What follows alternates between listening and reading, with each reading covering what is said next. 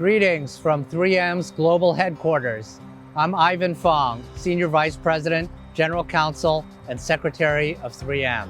I'm here to wish the Children's Law Center of Minnesota a hearty congratulations of making a difference in the lives of so many children in foster care.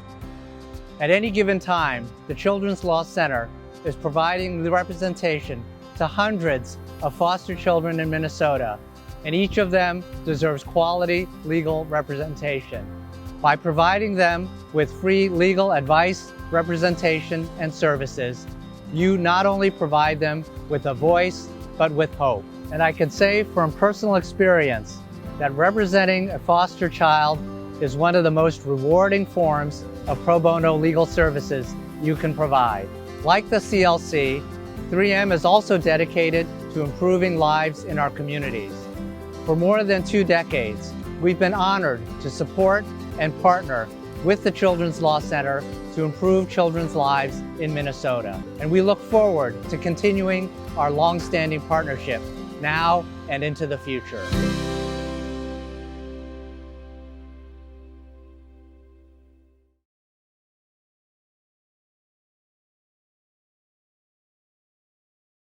My name's Eric Split. I'm a partner with Frederickson and Byron, and I've had the opportunity to volunteer with the Children's Law Center for about 8 years now. The Children's Law Center is a great organization, and it's a great organization for me to have an opportunity to partner with as I give back and give to people who really need assistance and oftentimes don't have their voice directly heard in the courtroom. And it's something that I have seen directly be really gratifying for them and very appreciative on their end. The CLC is an incredibly well-run organization with great people. They give me all the resources that I need to be successful, as well as the other lawyers who volunteer with them. It's an organization I think that everyone, should they have an interest or an opportunity to, should take advantage of, helping out people who are truly in need and who really appreciate the help that the lawyers can give to them. And so I think it's a great organization. It's wonderful. Frederickson is a proud sponsor, and congratulations to the CLC.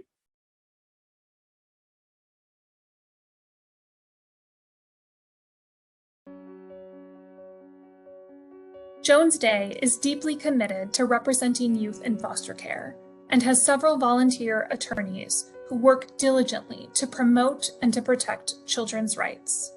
As a current board member and as a volunteer attorney since 2011, I can personally attest to the importance of this work.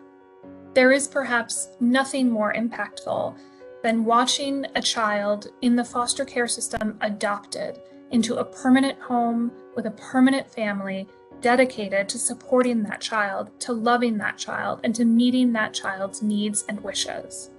As a volunteer attorney, in some instances, I have helped to facilitate adoption by simply ensuring that the right paperwork is with the right agency at the right time with the right signatures.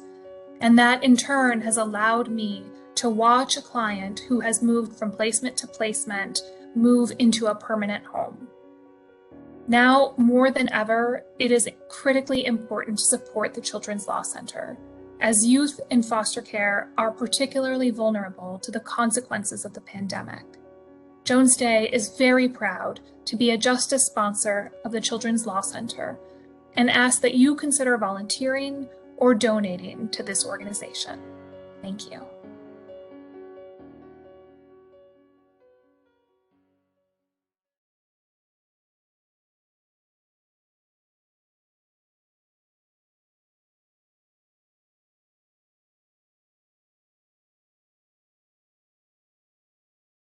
So United Healthcare is a strong advocate for Children's Law Center. They encourage all of their attorneys to volunteer for Children's Law Center and other similar organizations. The attorneys that volunteer for the Children's Law Center speak up for the children that are otherwise unheard and unseen. They represent children in foster care who have often been neglected or abused and who are part of the court system through no fault of their own. A few simple words on behalf of these children in court means the world to them. United Healthcare is committed to social responsibility and volunteering. We as lawyers have a particular responsibility to the community and to use our education for bettering our community. Our ability and opportunity to work with children and to give them a voice in the courtroom as attorneys and something we can do is very impactful. In the past, I represented two children, a 10 and 11-year-old child. They were siblings residing with their maternal grandfather. Their mother's parental rights were terminated and their father was incarcerated. We were able to work with the court and to ensure that the grandfather was able to adopt both of these children, and they're doing wonderful to this day. United Health has been a key sponsor of the Children's Law Center annual gala for many years and has donated over $200,000 since 2008. In addition, the attorneys at United Healthcare have donated tens of thousands of dollars through the years. Children's Law Center is always looking for passionate attorneys with a good heart, ones who believe that the smallest voice in the courtroom should be the loudest. Children's Law Center provides ample training. They also are available throughout the case to provide guidance. Oftentimes, volunteers will work with a child for years and build a relationship with them. And to see them transform from someone who's unwanted, unseen, perhaps even nervous, shy, and blossom into young adults is incredible.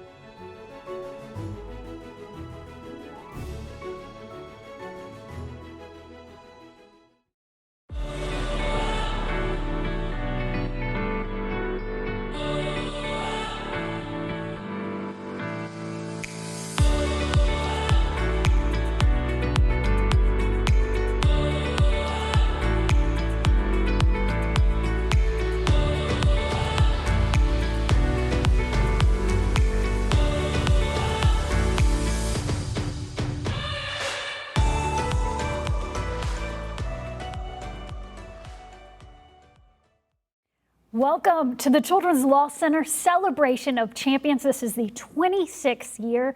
We are high in the sky right now. We are on the 29th floor of the Robbins Kaplan Law Firm in downtown Minneapolis, and hopefully you are on your couch. Maybe you got a cold drink. Hopefully you're snuggled in and ready for what is going to be a powerful, short, but powerful evening ahead.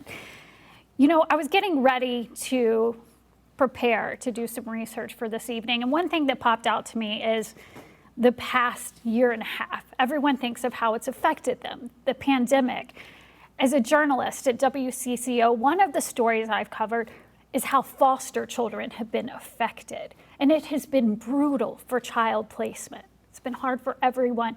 These kids who already have a tough go at life have had an extra hard struggle over the past year and a half. That's why it's so important and so encouraging that you are here with us tonight.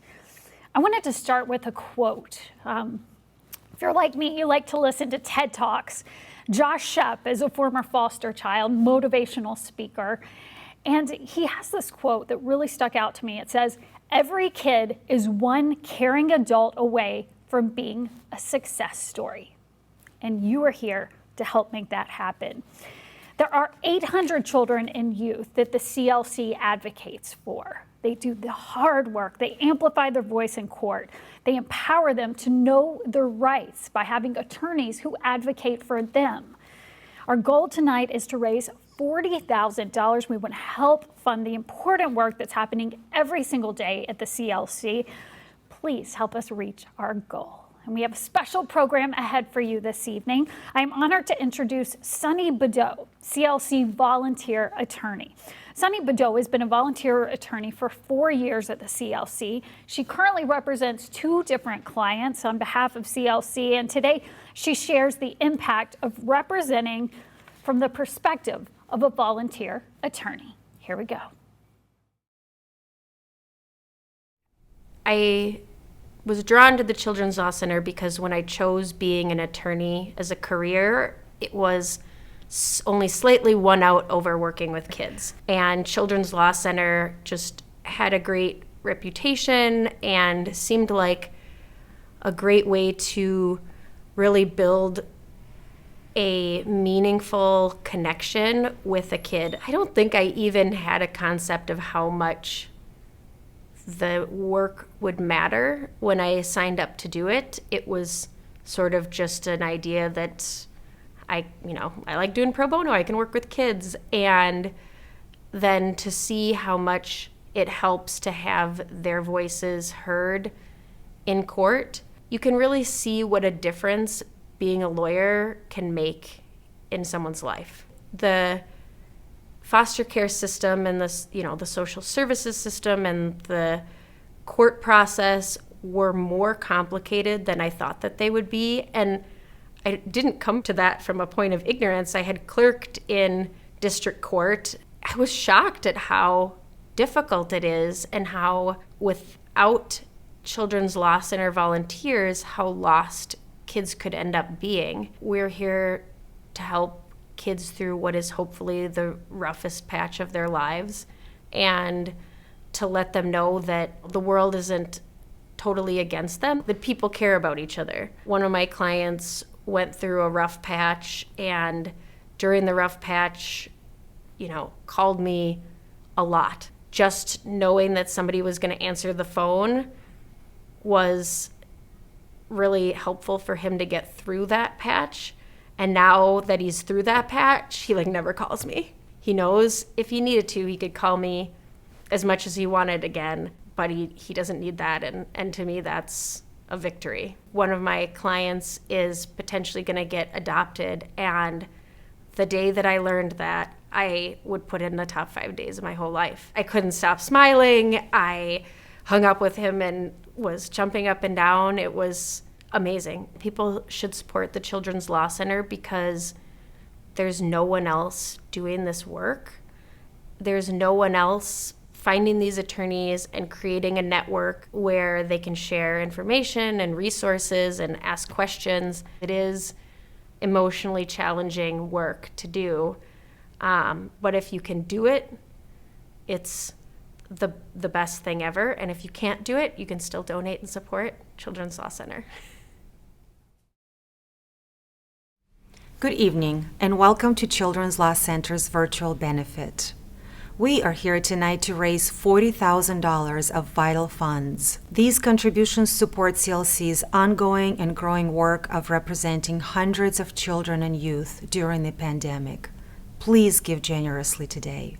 We would not be here tonight without the leadership of our board, and special gratitude to Michelle Grant, last year's board chair, and Alona Rindle, current chair. CLC has sustained its work due to the elevated efforts of our board, law firms, businesses, foundations, and over 130 new supporters since January of last year.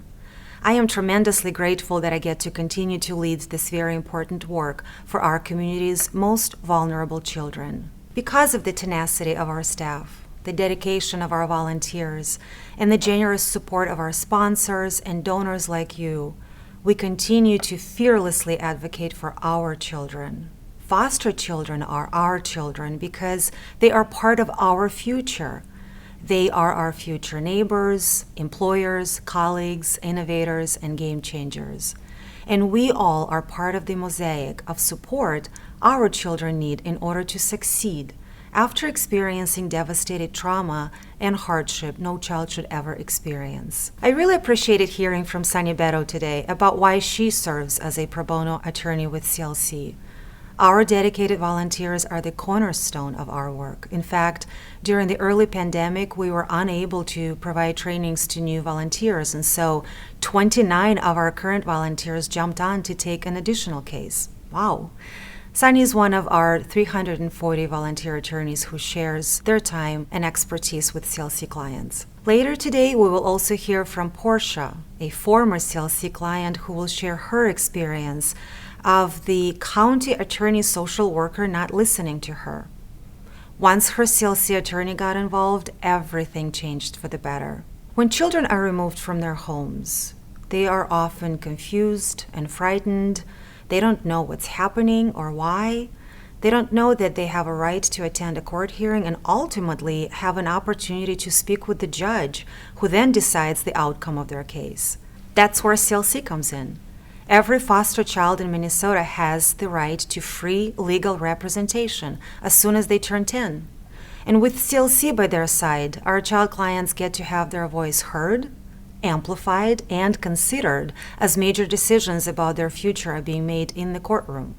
We hear them, we believe in them, and we show up for them.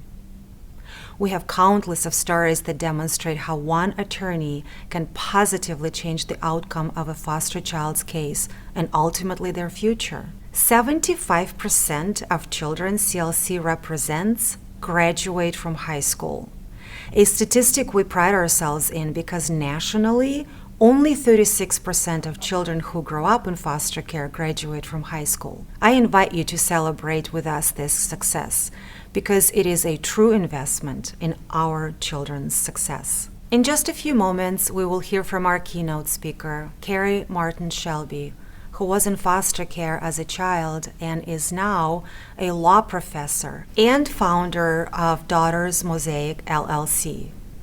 She will share how support from adults made all the difference in her trajectory to a successful adulthood, despite the trauma and adversities of experiencing foster care. And like CLC, Cary believes that all kids in foster care deserve to have someone by their side, someone like CLC attorney.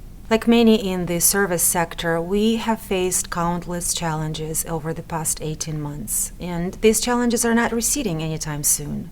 CLC has 84 children waiting for an attorney. These children need our advocacy now. We invite you to give generously today. Your support will help us raise $40,000 to meet this moment of heightened need. Our children and youth are counting on your support. I am very excited to share with you that we have just been awarded a $10,000 challenge grant from the Richard M. Schultz Family Foundation. The following gifts will count toward unlocking this additional $10,000. Any donation from a new donor, any new or increased sponsorship, any donation from a donor who has not given in 2 years or more, and any increase in annual giving. We have until December 31st to raise the $10,000 in gifts to meet our challenge. You can play a critical role in helping to make sure we win the additional support for our clients. Giving is easy at one.bidpal.net/CLCMNYouth, and then click on Make a Donation on the left-hand side. Thank you for listening and for investing in our children. Special thank you to our champion sponsors, United Health Group, Robbins Kaplan's, and to our justice sponsors, 3M, Jones Day, and Frederickson and Byron. I am now inviting our board member, Zeke Johnson, to introduce our keynote speaker. Good evening. I am Zeke Johnson, a volunteer and board member for the Children's Law Center of Minnesota. And it is my honor tonight to introduce our keynote speaker, Cary Martin Shelby. Cary is an educator, a speaker, and an author. She is currently a law professor at the Washington and Lee School of Law, where she specializes in corporate and securities law. She is also the founder of Daughters Mosaic LLC, which has the mission of assisting daughters through adversity pick up the pieces of their lives to form a beautiful mosaic of peace, purpose, and power. Cary is also a former foster child herself, and through that experience has made it her mission to assist in the healing of others. On a more personal note, Cary and I are longtime friends and immediately connected while working together at a law firm discussing our own children and the importance of children. It is through this friendship that I'm able to connect her with the Children's Law Center of Minnesota. Thank you, Cary. One of my initial encounters with lawyers occurred when I first became a ward of the state. I remember the day as if it were yesterday. I was sitting in my 8th grade class, going through a math lesson, and the school secretary called me to her office through the intercom. I remember walking down the hallway and brushing my fingers against the locker and kind of hearing the clicks of the locks as I was walking past. As soon as I entered my principal's office, I immediately noticed a woman sitting across from her. She gets up and she introduces herself and tells me that she's a representative from the Department of Children and Family Services. I was terrified. I knew exactly what this meant at 13 years old. And she proceeded to explain to me that she was going to ask me some questions about my home life. And for some reason, she seemed to know already about some of the troubling things that were happening at home. So I was afraid to lie to her, but I still had this brewing distrust that I was feeling at the pit of my stomach. So I decided to share half-truths. But even with those half-truths, after the meeting, she put me in her car and we drove to the juvenile court building here in Chicago, Illinois. And upon entering the building, we immediately went into a small room where I met two lawyers.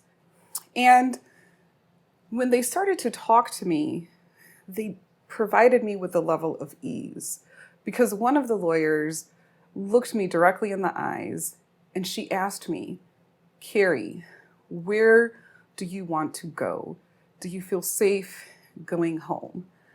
And the simple act of her asking me this question provided me with a level of control in a situation that epitomizes chaos.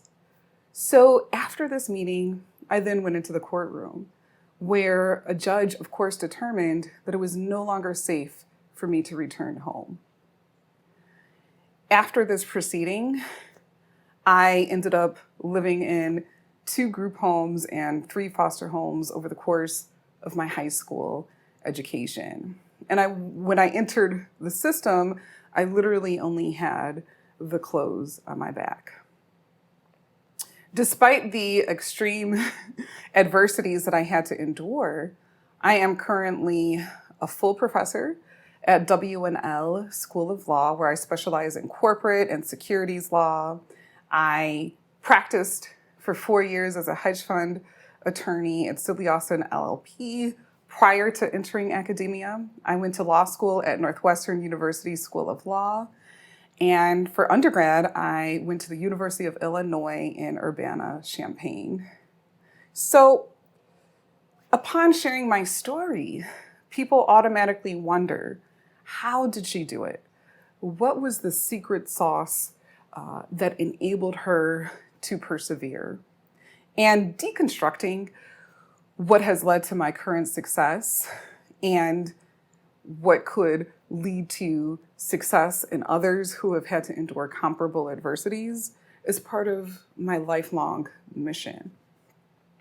And in doing so, through this process of deconstructing, I've also had to debunk certain assumptions that people automatically make when they hear my story. And so I'm going to spend the rest of this speech sharing at least 3 of these assumptions that I have had to debunk while connecting this process to the larger mission of CLC. So the first assumption that I have had to consistently debunk is that I unilaterally pulled myself up from my bootstraps. This is 1,000% false.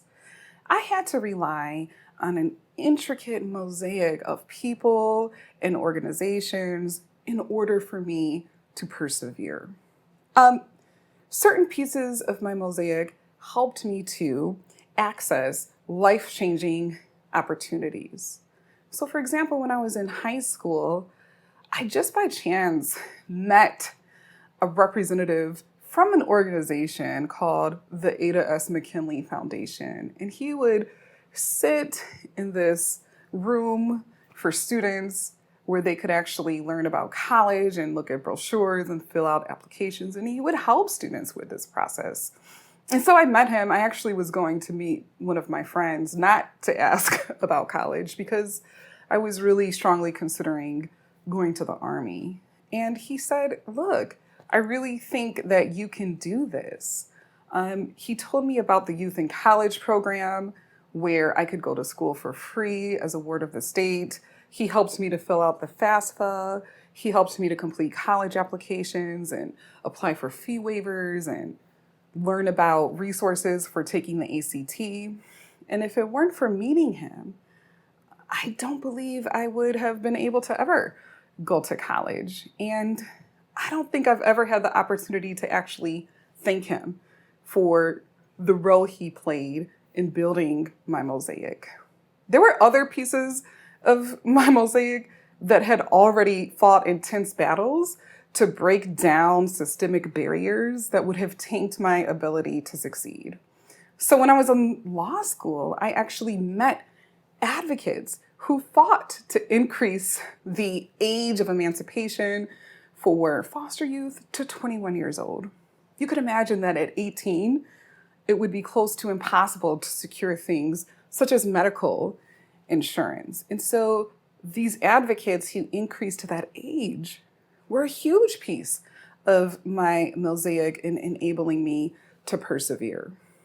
On a more personal level, my parents gave me so many gifts that transcended the trauma of our stories. My older sister has always been there as a source of support to kind of root for me, to pull me up when I felt the weight of my trauma pulling me down into an abyss. My friends and even strangers helped me when there was absolutely no one else to turn to. Now, some of the most integral pieces of my mosaic taught me that I was, in fact, its most important piece. For many years, I couldn't even hear my own voice. I couldn't understand my own identity. So organizations and individuals, lawyers, helped me to access who I was as a person. And it helped me to understand that I, Cary Martin Shelby, hold immeasurable value. So it is for all of these reasons that I have since founded the Daughters Mosaic LLC to help others who are facing comparable adversities to pull together their broken pieces to form a beautiful picture filled with power, peace, and purpose. And that brings me to the second assumption that I have had to debunk about my story. And that assumption is that I am exceptional. Now, I admittedly take great pride in the massive gifts that I bring to any table. Building my confidence is a huge, huge part of my healing journey. Knowing that I am entitled to prosperity and joy despite my background has been a game changer in terms of bringing my dreams into fruition. However, I am not exceptional in terms of measuring my raw intellect and talents in comparison to other current and former foster youth.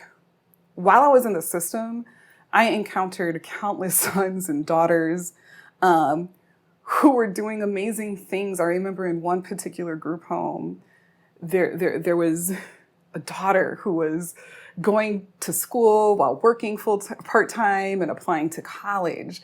I remember another daughter who was receiving all of these academic accolades, and we were actually in the same grade, and she was applying to high schools, and she got into this really incredible high school.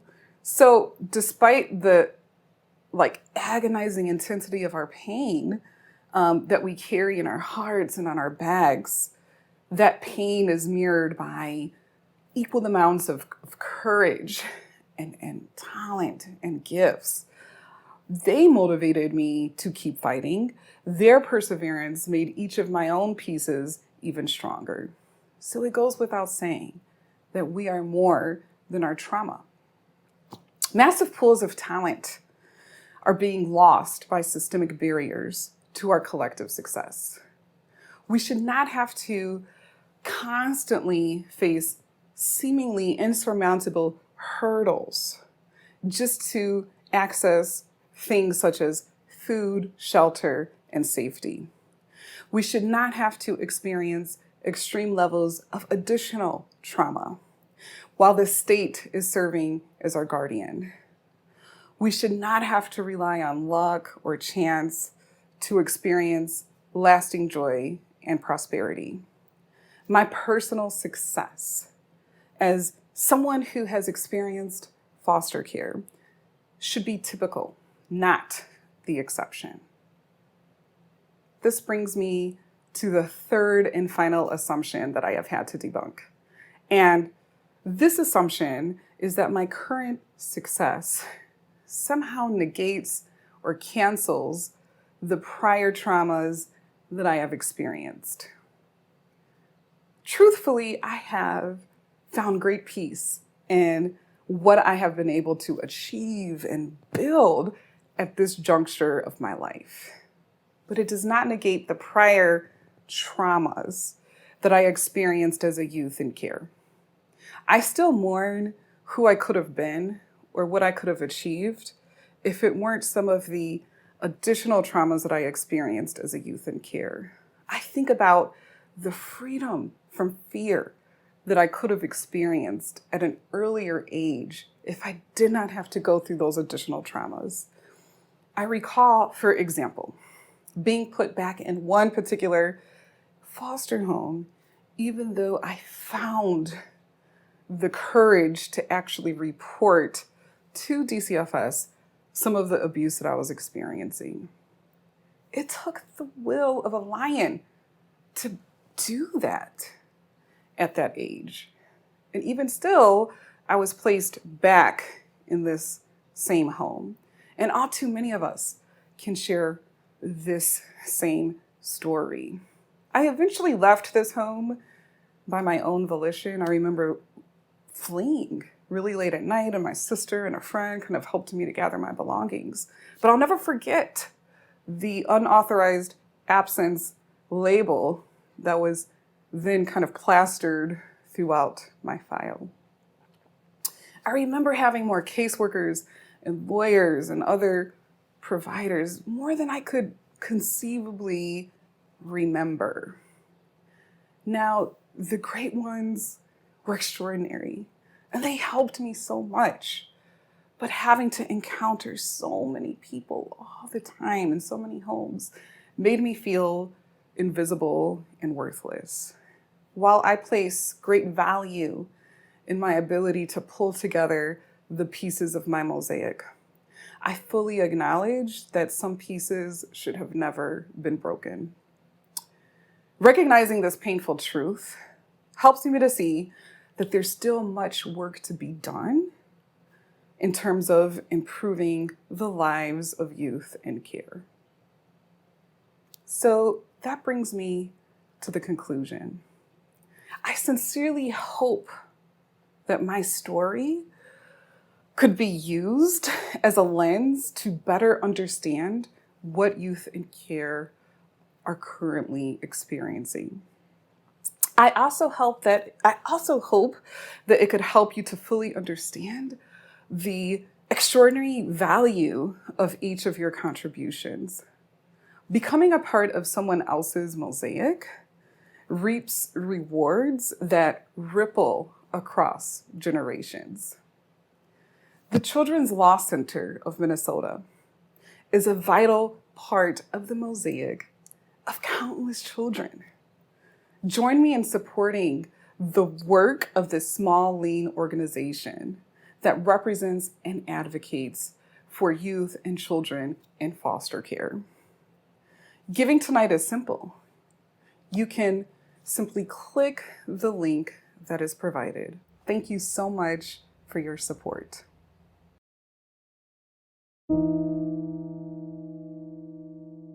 We did a lot of activities as a family together. And then my parents split apart, and then my dad died. At that point, my mom entirely just gave up on life. She became a heavy drinker and got numerous DUIs, and we would wake up in the morning time and she wouldn't be there, and then she would be gone for days at a time. As a very young kid, I'm thinking in my mind, how can I get a job so that I can help pay the rent?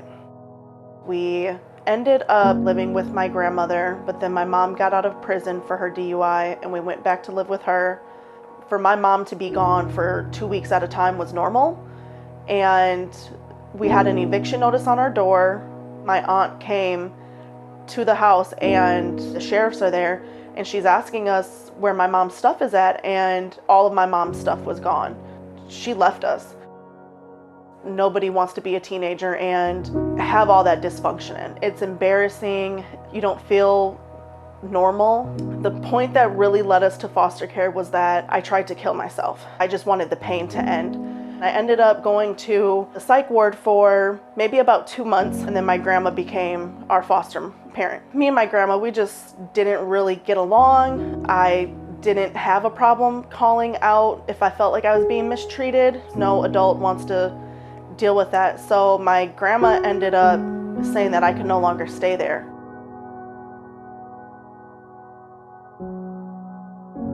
To go from a very unstructured environment where you basically had to raise yourself to then going to the structured environment where these adults wanted to tell you what to do, it was difficult. It was hard. I did get a reputation for being a bad kid just because I was very outspoken.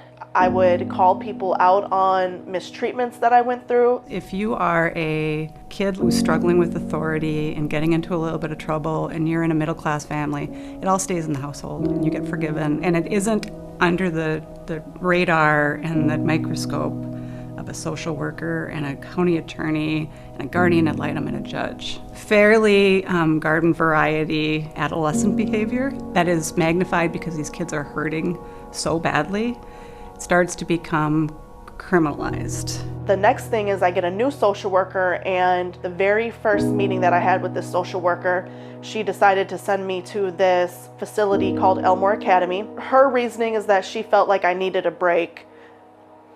I can honestly tell you, she just didn't want to deal with me. She didn't care anything about what I was saying. What I think nobody appreciates about what our clients face in terms of their situation and how the court system works, there's nobody and no way that's tasked to actually have the kid's voice. She was trying to get me to go back to a foster home that was abusive, and I was basically telling her about the abuse, and she's coming back and countering it with like, oh, your foster mom said this, and I'd have to tell her like, no, that's not true, and I refused to go back to that foster home. So that's when she sent me to Elmore Academy.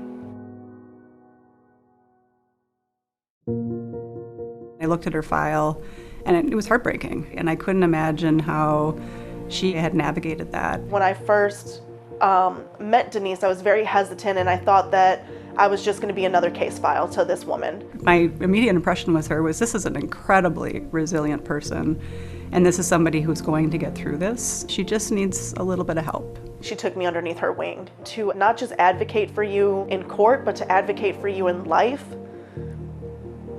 I was inspired by her. I was excited by what could be her future if we could help her navigate the system. I had never been to a court date, and I had asked numerous times to go to the court dates. I would call my social worker and ask her, and then she would say that they already had the court date. Denise made it happen. She made sure that I was there. Because I'm the lawyer, the social worker would respond to me because the social worker would know that it was going to land in the courtroom if we didn't work it out. She actually took time out of her day to sign me out on day passes where I could go and hang out with her at her law office. I just felt like she went above and beyond in being a mentor to me. It's not only, am I somebody that Porscha can look outside of her family and see there's another way to live, but I also think the fact that I'm consistently there, and it's my job to be consistently there, I think that started to be impactful. I went from where I was just accepting what was happening to a point where I realized that I did have power and I could make changes in my life that I wanted to make. She was starting to move towards needing to be a self-supporting adult and doing all the transition into like living on her own and independent living skills. And I was able to be her voice in terms of how that was going, what she wanted it to look like. I mean, the whole reason people have lawyers is they need to move on to with their lives while people are dealing with the courtroom part. It's the same thing for these kids. Having that taken off of her plate, I think, is really impactful in terms of her being able to say, I'm working on my school stuff, I'm working on my relationships, they can live their lives. My experience with the Children's Law Center was amazing. It was liberating. I don't think that I would be where I am today if I didn't have my lawyer. I still have a relationship with my lawyer, and I absolutely adore her. I know that at any point in my life I could contact her. She came into my life and became a part of my life.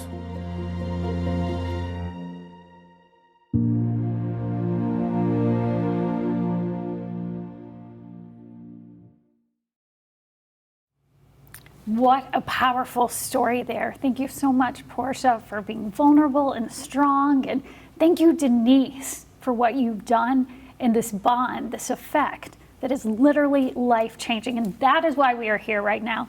I'm joined right now by a staff member, Amanda. And I know, Amanda, you know so much about raising money. We're going to go big tonight. Yes, we are going to raise $40,000 tonight, and this is all for the kids that we represent every day in the courtroom and make sure that they have somebody there with them, helping them. Well, let's every start day. with the big number here. All right, so the big number at the top is $5,000. A lot of money. It is a lot of money, and it also goes a long way. Okay. So $5,000 provides 5 kids for a full year of representation in the courtroom. That's meetings with their attorney, all of the things behind the scenes to make sure that they're getting what they need. Which is so big, because we heard Lily say earlier, there's 84 kids waiting right now. Correct. So this would give 5 a year support. Correct. And kids tend to stay about 2 to 3 years with us. So if you think about that long term, it is a huge, huge, tremendous impact for kids in Minnesota. That's big. That's huge. And then what's next? What's next? So $4,000 provides training and support to about 50 volunteer attorneys. And so not only does that mean training in recruitment efforts, but that's also training for current attorneys to help them. What we've done a lot this year is provide training for how to support kids in the remote setting that we're all living in right now. Which is nice. And I do want to put a plug in here, because we were chatting before here, that you do need more, if anyone's at home or knows friends, you need more attorneys right now, and you're offering that virtual training. Correct. So it will take less time if people at home are interested. So that 4,000 could go so far. Yes, we have an on-demand training that is virtual now. So. And then 3,000. And then, so actually it's 2,500, provides capacity for outreach and to educate youth about their legal rights. And we actually have a donation that has already come in for this level. Who's that is from Kathleen Blatz. Oh, thank you so much, Kathleen. Powerful. 2,500. That'll go a really long way. 25 new volunteer attorneys. Yes, it's incredibly generous. And then $1,500. Then the next is $1,500. Okay. And this provides training for 25 new attorneys and outreach dollars to help support youth at CLC. And this is just an exceptional gift for CLC for this type of level. And we actually have a couple folks that have already come in at $1,500. Wow. And that is Tony Zuli and Michelle Grant have already come in. So if you're thinking and you're not quite sure, get those bids in, get that $1,500 in, and thank you. And what's our next price point here? So our next price point is $1,000. And that's one client for an entire year. We also offer monthly giving as well, so $84 a month. Okay. And you can do your $1,000. Totally doable, right? And you are supporting a child for an entire year. And we have 3 folks who have come in at that level. More than 3 folks. Oh, wonderful.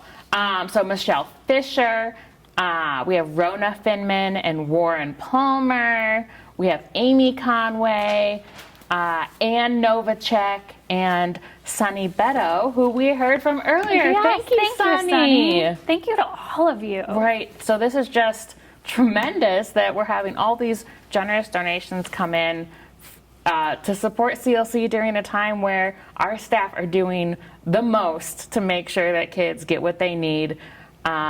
during all the different changes that we've all experienced. Yes, So- and we see so much generosity from these names you just named. Mm-hmm. And there's another just big announcement about generosity here, right? Yes. So the Richard M. Schultz Foundation gave us a challenge grant. So we have to fulfill some criteria to get the grant, but they really believe in supporting nonprofits and helping them build their donor bases. And so their criteria are any new donor gift will go towards that $10,000. Okay. Any increased gift from a current donor of their annual giving, any new sponsor, any increased sponsor, and any new gift from someone who hasn't given in 2 years. Okay. And they will match those gifts? They will match it only if we reach the $10,000. So Okay, it is so here we all go, or y'all. nothing. This is a lot. That's a big all or nothing. It's a big all or nothing. Oh, gosh. It's a big portion of our goal tonight. So if you give $50 and you're a new donor, that counts. If you give $100 and you gave $50 last year, fabulous. Okay, so we got to get to that 10,000, but that'll be huge. We've got to get to that 10,000. Got to get to it here. Should we go to the next level, Yeah, Susan? 500, is that where we're at? Okay, so 500 puts a consistent adult in the courtroom with CLC clients for 6 months, and it is a tremendous donation for our kids and our clients. And we're getting some in already. We're getting some in already. So we have Alona Rindall, we have Erin Sinberg Porter, Zeke Johnson, Rachel Barrett. Oh my goodness, there's more. There's more. Thomas and Leslie Marek, Raymond Lazar, Denise Ronnie, Josh Natzel, Melinda Douglas. My goodness. This is wonderful. This is wonderful. We like those long lists. We like those long lists. We like the generosity of our amazing community that is here tonight making gifts. And what about if someone wants to donate $250? What could that do tangibly? $250, that would fund recruitment and training for 5 new attorneys, or that would be 3 months of representation for a kid. It's a big deal. So all of these gifts are incredibly generous. And then $100 provides an emergency hearing for a child. So kids, as soon as they are removed from home, the law is that they have a trial within 72 hours, and that's what you're helping make happen. So really, thank you everyone for your generosity. Big deal. And keep it rolling. Keep it rolling. Yeah, Let's even get when to we that go off 40,000. the air, you can still donate. We want to make that match there, Yeah, right? we've got to make that match. We need to get that 40,000. Again, it's to make sure that these kids have somebody by their side, often for 2 to 3 years. So our attorneys spend the entire time with them. That they're with us. They commit to that, as Sunny talked about earlier, which is really an incredible thing for someone to do for a kid who just needs somebody on their side. It really is. And we saw that firsthand by those testimonies there. Exactly. Okay, I know that we just are so grateful for what we've just done with Fund and Need, and we've got some auction items to talk about too. We do have some auction These are items. fun. Okay. This so, always gets me excited. Honestly, I'm very interested in all of these. Okay. However, I'll start with, they're numbered 101 through 106 if you're following along online. And first, we're going to talk about, hey, you guys are home tonight. Maybe some of you, maybe there's a chance, are having a glass of wine. You don't have to drive, right? Right. So maybe a glass of wine with with the cocktail meeting earlier. Yes, you brought some wine. Absolutely. Well, this is for you wine lovers here. This is really big. Have you ever thought, hey, I want all this wine from a wine pool? Well, this is your chance. The first auction item tonight is a board-curated wine collection. Now, whether you are looking to start a collection, add to your collection, 74 diverse bottles here, 2 especially famous bottles here, Camus, right? Yes, there are 2 bottles of Camus wine, And also some very generously donated wine from the folks at the Association of Corporate Counsel Board. Also donated some wine generously, and there are no duplicates other than those two Camus wines. So if you're looking for a very nice hand-picked selection, this is for you. 74 bottles. And then the other cool thing is it also includes a $500 tasting for 20 total wine and more. So you can actually have your own little wine tasting party. Then you have an entire collection. This is exciting. Yes, you bring your friends, all of that. And so the current bid for the wine collection is $500. But you know, I think we could get it up to $600 right now. So I think there should be. That's a steal. Yeah, that is a steal. I mean, just the wine tasting is $500. Then you get 74 bottles on top of that. Correct. That's insane. So I think some folks are maybe you're a little nervous, maybe you weren't sure. I think you should really put your bid in there. Up the ante here. Yeah, exactly. Absolutely. And then there's another one too that we want to talk about that you said already is getting so much attention. Oh my goodness. So we have this 5-day stay in Whitefish, Montana. A ski getaway. I know we're all antsy to get a little getaway time. Absolutely. Montana is on my bucket list. I know it's on a lot of Minnesotans' bucket lists. And this is only 25 minutes from Glacier Park. Yeah, I mean, talk about bucket list. It is That's absolutely like gorgeous. Two-bedroom condo. Yeah. Mountain views. Yep. And this is going to be a fireplace, hot tub after a day of skiing. And the neat thing, too, is that this is, I mean, we all need a minute in the Minnesota winter. This is going to be really valid from January 10th through May 15th, which is kind of the hard part to get through of the Minnesota winter. It definitely is. A nice little getaway. Yes. And so we're actually, bidding is at $10.50. Okay. But this is like a huge steal. So I really think that if you're really wanting this, you should get into the bidding war and snag your trip for the spring. Absolutely, $10.50. I mean, that's huge. That's fabulous. Yeah. Well, we've got another item to talk about too, and this is always neat. Maybe you want some professional development, you want some insight, kind of talk to people in the industry. And this is a neat opportunity here. We've got a lunch with Dan Santos. He's general counsel for UCare. You can share lunch, conversation. You can bring up to 3 of your own colleagues. Mr. Santos has graciously offered his time. We know it's probably very hard to get on a schedule. So generous of that. And who made the connection there? Yeah, so the Association of Corporate Counsel, they really stepped it up and helped us out this year. And so they made the connection with him. Awesome. And he's offering with 3 folks. And I think just a really great opportunity to have some of that connection that we're all looking for right now. Do we have a bid already?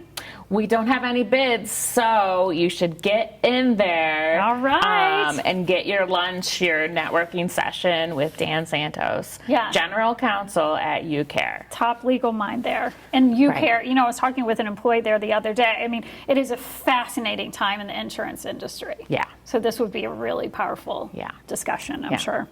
Well, everyone could use a getaway, as we're talking about. Now we're going to talk about actually just doing a staycation. If you've been to the Mall of America, which you have, the JW Marriott is a place where you can just go. JW Marriotts are fabulous. I mean, they're really, really nice hotels. So this is a staycation here. You get a $350 gift certificate towards your stay.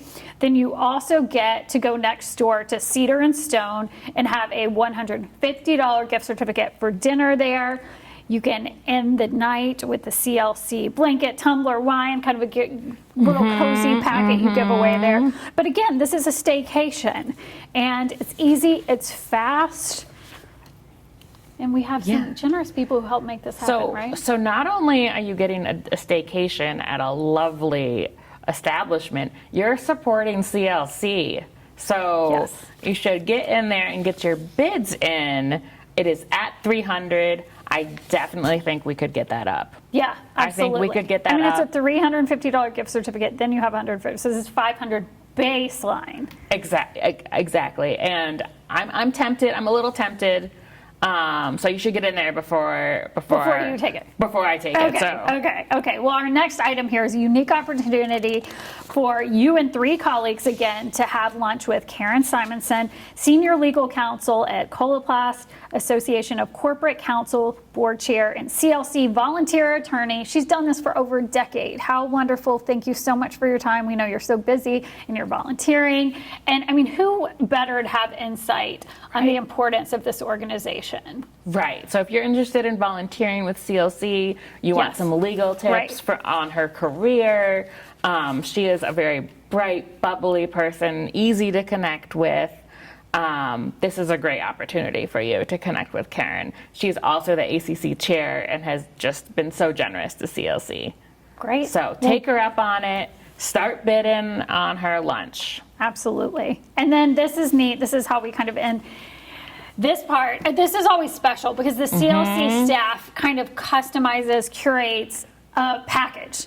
Correct. For y'all. And one of the things I always this is like my 4th year here with y'all, and one of the things that is really special about this, I mean, I know you have self-care wellness things, essential oil diffuser, great collection of candles, journals, pillows, other cozy items. Something that always gets so much attention is Ouida's famous bourbon balls. Can you talk about those for a second? So Ouida's famous bourbon balls are not treats that you can eat during the workday, let's just say. And you could catch a buzz. You could. Okay. And she dedicated extensive amount of time to make these bourbon balls to add to the gift basket. And there are also all kinds of fun self-care things like a diffuser, like hiking sticks, all kinds of stuff. So there's lots of really great goodies. I think there's a Barnes & Noble gift card. There's just tons of stuff. I love it. And that's good self-care stuff too. Yeah, right? It is an amazing basket. So if you're looking, and so that is at $350. Okay. So I think we could get that up. I think we could too. This is wonderful. Absolutely. These are great items. I can't wait to see what people bid. And it's just special stuff. And again, you're right. I mean, the items are great, but at the end of the day, like, you're helping these children. Trajectory for their life. How important. Yes, and CLC staff, they all gave something into this basket, thinking of you and having a nice, relaxing day or a week. So I just want to take a second and just say thank you for all the generosity, all the donations, the bidding. We wouldn't be here without you tonight. And I just want to, that we are very grateful for your support. And having folks who are part of this community and care as deeply as we do about the work we do. So thank you for being here. Before we begin the ceremony, I do just want to touch on the work of our volunteers. And we have an incredible cohort of volunteer attorneys who take time out of their busy practices to sit with a child, to make sure that they understand what's happening in court, to help them with whatever their wishes are. If they say, I really want this, and that child gets to hear that. And these attorneys are the ones who are there with them, making sure that that happens. So I want to say thank you for all of you out there watching tonight who are also volunteers. Yeah. Now it's time to honor some of the heroes in our community, and there are so many, but only 3 tonight. We had to pick 3 for their work and commitment to kids in Minnesota. Yeah, I love that. The Heroes for Children Award is the first one. We just talked about the heroes that our attorneys are. This award specifically is given annually to a person or a group who made a significant contribution to the well-being of Minnesota's children, either in maybe a career or a volunteer position. This year, Children's Law Center is proud to present our Heroes for Children Award will go to Erin Bailey. There is a lot to say about Erin here. She has been a lifelong advocate for children and healthcare and the underserved communities where her passion is. She recognizes that healthcare, education, other core services are so important for children. Since 2019, Erin has served as the Assistant Commissioner for the Children's Cabinet. That's an integral partnership with Governor Wahl, trying to make change for kids so that they can have the best place they need to grow up. Throughout the pandemic, we talked about how hard this has been for everyone, specifically kids. Erin has worked to ensure the government decisions in responding to the COVID-19 pandemic always consider the outcomes and challenges for children and families, including pushing to keep childcare accessible and safe, facilitating grants for child care centers, just keeping things moving. She was really doing behind the scenes work there for the state. Yes. And then later, accessibility to COVID-19 vaccines. So she's just been in this from the punch. Erin is simply put a force to reckon with. She has bettered the lives of so many children. She is truly a hero for children. Congratulations, Erin. What an honor. Thank you so much, Children's Law Center of Minnesota, for this incredible award. It's truly an honor to be recognized by all of you leaders, fierce advocates around Minnesota who are working to improve the lives of children and families. I'm grateful to be with you tonight and grateful for this award. I look forward to a lot of good work ahead. Children are our hope, our future, and we have a lot to be excited about. Thank you.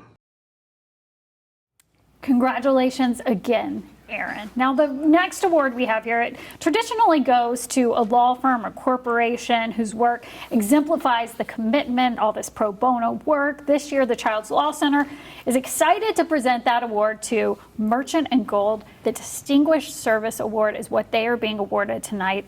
The lawyers there are excited advocates, ensuring that CLC's clients are heard, that they maintain contact with their siblings, that they stop unwarranted movement, which has been so tough during the pandemic, and they fight aggressively in court for what the clients want. They give them those voices. Merchant & Gold mobilizes highly engaged CLC board and committee membership. There is a current board member on there, Tony, right there with Merchant & Gold. He is very responsive, very generous. Tracy Shevlin also serves on the CLC Board Finance Committee, providing invaluable expertise for CLC, just really being a guiding voice, a guiding ship for this nonprofit here. Merchant & Gold is always quick to respond. I know, Amanda, you've said that they've been really helpful. In-kind donations. CLC has a robust stock of client folders due to the generosity of this law firm. Now, they haven't met in person in a while, the CLC board, because of COVID, of course, but Merchant & Gold is committed to host the board meetings in person. So they're giving physically, they're giving monetarily, they're giving their time. They're just really giving across the board here. And they're helping, most importantly, to achieve the goal of giving children in foster care a voice. And that is what they're doing so well. We want to thank you, Merchant & Gold, and congratulations. Hi, I'm Tony Zulli. On behalf of Julie Dalton, Eric Chad, Rachel Scobie, Brad Cuxhausen, Annalise Mayer, Ryan Smith, Bette Muirhead, Lindsay Hartman, Rachel Huey, Tracy Shevland, myself, and all the others at Merchant & Gold that work on behalf of CLC clients, we're honored to accept this award. Thank you so much again. Well, we're going to move on now to our last award of the night. This is the Rosalie E. Wahl Justice Children's Award. It's presented to someone who has dedicated his or her life to fighting for justice for children, for at-risk or underprivileged kids in our communities. The late Honorable Rosalie Wahl earned a reputation as a voice for living on the edges of the society, and this is in her honor. Jean joined the University of Minnesota Law School clinical program in 1991, and Jean Sanderson is the winner of this award. During her time at the clinical program there, not only has she advocated on behalf of countless juveniles, but she has also taught and inspired future waves of Minnesota attorneys in developing their skills to replicate such advocacy so that this work will go on and on. In addition to her teaching responsibilities, Jean also directed the law school's clinical program, one of the largest in the country, that continued to grow with her leadership from 2007 to 2015. now clinical law faculty there in special positions as professor. She's done so much work in her 30-year career as a clinical professor. Jean has taught close to 500 law students to be advocates for children. I mean, this is a gift that keeps on giving. Her impact is felt around the state throughout the profession, and her students are so inspired by her work.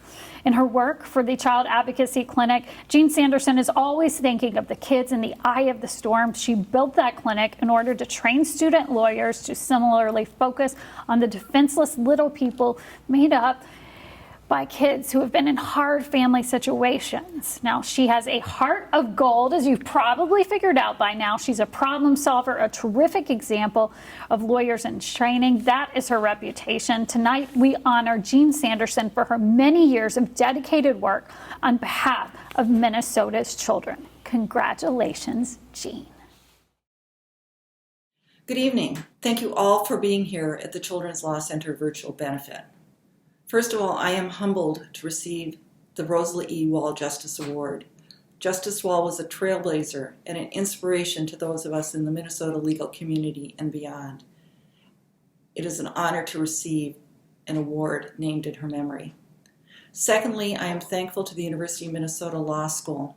The University of Minnesota Law School allowed me to develop a child advocacy clinic and has allowed me over the years to continue to teach young law students in the work that I hope they will go on to do and help families and children thrive. Thank you so much for this recognition. Hello. It is an honor to wrap up this fantastic evening. Children's Law Center's 26th Annual Celebration of Champions. My name is Alona Rindal, and I am serving as CLC's board chair this year. I have been representing youth in foster care for nearly a decade because I strongly believe that it is our responsibility to care for our children. To all the supporters watching, our deepest appreciation and gratitude.